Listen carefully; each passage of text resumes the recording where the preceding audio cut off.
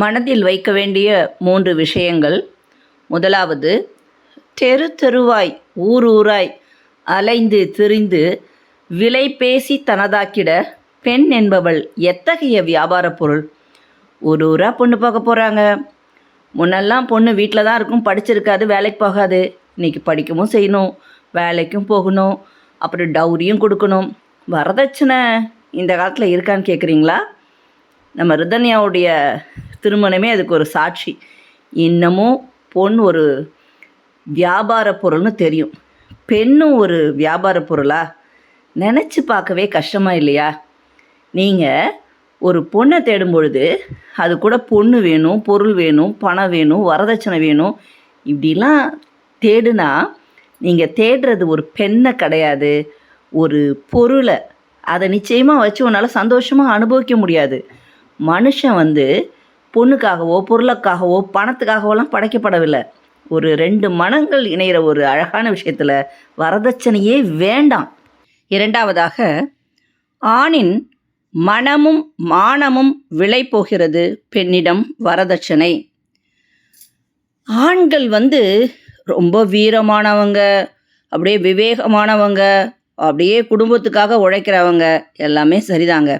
ஆனால் திருமணம் அப்படிங்கிற ஒரு பந்தம் வரும்பொழுது அங்கே இப்போ இந்த காலத்தில் லவ் மேரேஜாக இருந்தால் கூட அவங்கவுங்க தகுதிக்கு ஏற்ப நீங்கள் ஒரு வரதட்சணையும் இல்லை ஒரு நகை, இது மாதிரியான ஒரு பழக்கம் எல்லா இடங்கள்லையும் இல்லை, ஒரு சில இடங்களில் இருக்குது.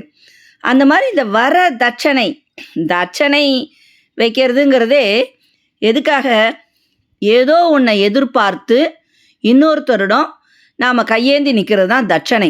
அப்படி இருக்கும் பொழுது ஒரு பெண் ஒரு குடும்பத்திலிருந்து இன்னொரு குடும்பத்துக்கு வரும்பொழுது வரதட்சணையை எதிர்பார்த்தால் மனமும் போகுது.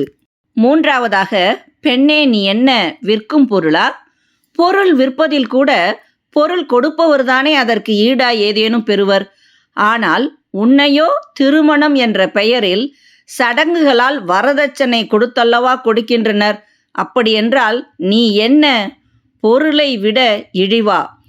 ஆணாதிக்கத்தால் அடிமையாவதற்கு நீ பிறக்கவில்லை. ஆணாதிக்கத்தை கடக்க பிறந்த ஆதவனின் சுடர் நீ.